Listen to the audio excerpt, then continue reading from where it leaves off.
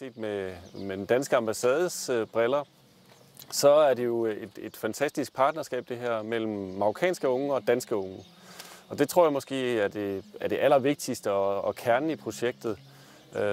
Det er vigtigt for de unge marokkanske landmænd at få ny viden, men også at få ny inspiration fra jævnaldrende. Det der med at få den samtale og den dialog i gang, det tror jeg er et super vigtigt aspekt af det her projekt. Og det håber jeg jo også at går lidt begge veje. Det er ikke kun marokkanerne, der lærer noget, men også de unge danske landmænd, der får noget med hjem.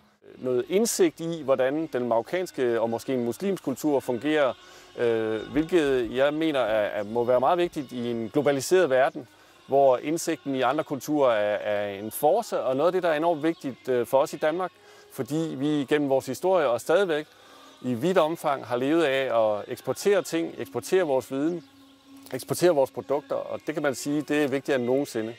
Så jeg tror, at de unge danske landmænd, der er involveret i de her, de kommer hjem med en viden, som kan være af stor værdi for Danmark. Og det er vigtigt for mig som ambassadør.